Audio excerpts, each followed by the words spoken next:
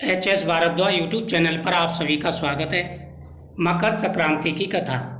मकर संक्रांति का दिन सबसे बड़ा दिन होता है। इस दिन पितरों की पूजा करनी चाहिए, देवों का पूजन करना चाहिए और गंगा स्नान करना चाहिए तथा दान पुण्य भी करना चाहिए। इससे पितृ प्रसन्न होते हैं, आशीर्वाद देते हैं।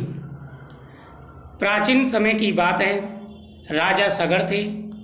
राजा सगर के 60,000 पुत्र थे जो अत्यंत बलशाली थे, परंतु उनमें विनम्रता का अभाव था, यानी सब के सब अभिमानी थे। एक बार राजा सगर ने अपने राज्य की कीर्ति बढ़ाने के लिए अश्वमेध यज्ञ का आयोजन किया। यज्ञ की सफलता के लिए छोड़ा गया अश्व जब पूरे देश में भ्रमण कर रहा था, तब इंद्रदेव ने अपने सिंहासन के भय से उस घोड़े को चुरा लिया और उसे महर्षि कपिल के आश्रम में बांध दिया। राजा सगर ने अपने पुत्रों को आदेश दिया कि ये घोड़े की खोज करें। खोज करते करते सगर के सभी पुत्र कपिल मुनि के आश्रम में पहुंचे। वहां उन्होंने मुनि को ध्यान में लीन देखा, लेकिन अपने अहंकारवश उन्होंने बिना सत्य जाने मुनि पर घोड़ा चुराने का आरोप लगा दिया और उनका अपमान कर बैठे। ध्यान भंग होने पर कपिल मुनि अत्यंत क्रोधित हो गए और अपने तपोबल से राजा सगर के सभी पुत्रों को भस्म कर दिया। जब यह समाचार राजा सगर तक पहुंचा तो वे अत्यंत ही दुखी हुए। समय बीतता गया, लेकिन उनके पुत्रों को मोक्ष प्राप्त नहीं हुआ। कई पीढ़ियों के बाद राजा सगर के वंशज राजा भगीरथ ने अपने पूर्वजों के उद्धार के लिए कठोर तपस्या की। उनकी तपस्या से प्रसन्न होकर माँ गंगा पृथ्वी पर आने को तैयार हुई, किंतु उनके वेग से पृथ्वी के नष्ट होने का भय था। तब राजा सगर ने भगवान शिव को प्रसन्न किया। तब भगवान शिव ने गंगा को अपनी जटाओं में धारण किया और धीरे धीरे पृथ्वी पर प्रभावित किया। भगीरथ गंगा को कपिल मुनि के आश्रम तक ले गए। मकर संक्रांति के पावन दिन गंगा जल से सगर पुत्रों को तर्पण दिया गया, जिससे उन्हें मोक्ष की प्राप्ति हुई। इसी दिन सूर्यदेव मकर राशि में प्रवेश करते हैं और उत्तरायण आरंभ होता है।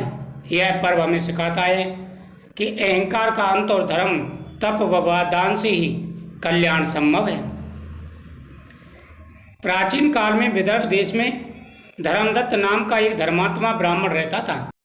वह ब्राह्मण भगवान विष्णु का तो पूजन करता था, लेकिन पितरों का पूजन कभी नहीं करता था।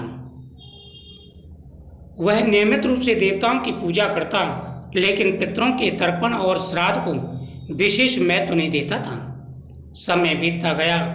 धर्मदत्त को जीवन में अचानक दरिद्रता, रोग और मानसिक अशांति ने घेर लिया। कई उपाय करने पर भी कष्ट कम नहीं हुए।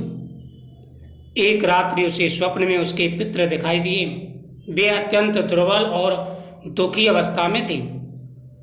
पितरों ने कहा, बस तुमने देवताओं को तो स्मरण किया, पर हमें भुला दिया।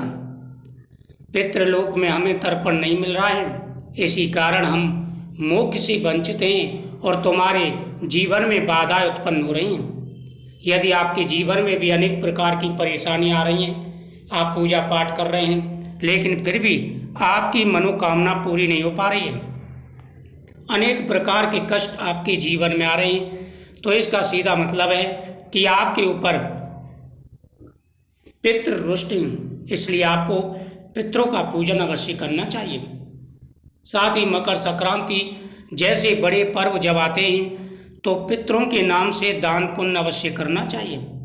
पितरों के नाम से किया गया दान पुण्य अक्षय फल प्रदान कराता है। जीवन में आ रही समस्याएं दूर होती हैं और हर प्रकार की मनोकामना पूरी हो जाती हैं।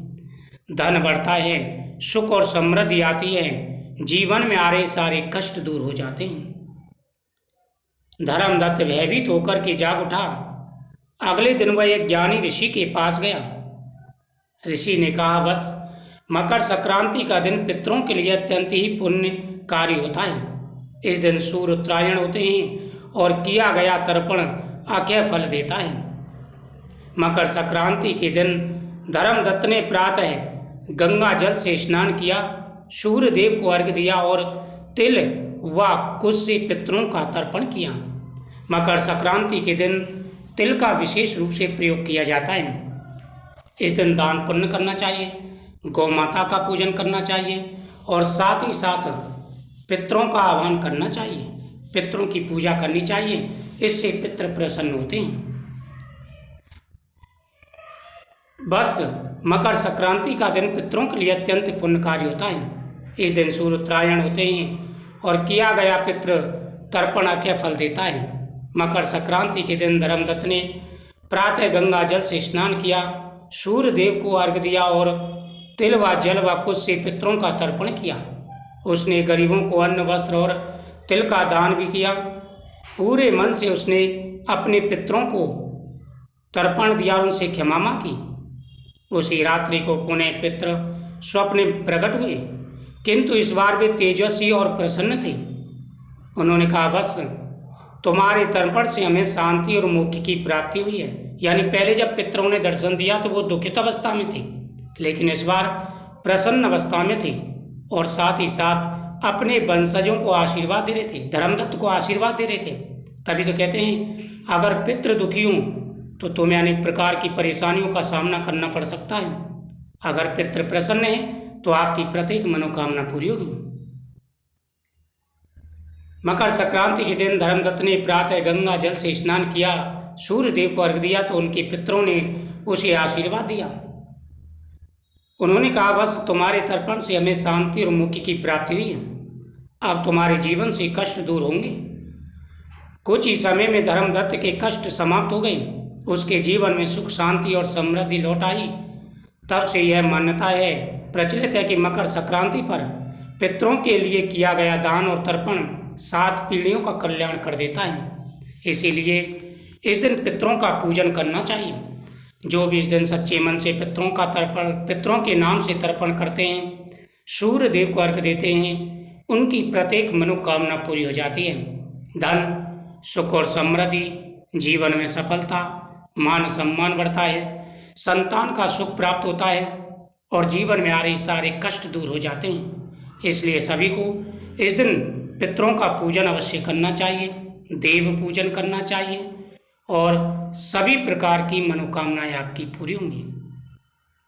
ओम सूर्याय नमः, ओम भास्कराय नमः, ओम आदित्याय नमः आदि मंत्रों का जाप करते हुए भगवान सूर्य देव की आराधना करें। इससे जीवन में आ रहे सारे कष्ट दूर होंगे और पितरों का आशीर्वाद प्राप्त होगा। ओम पितृदेवताभ्यो नमः।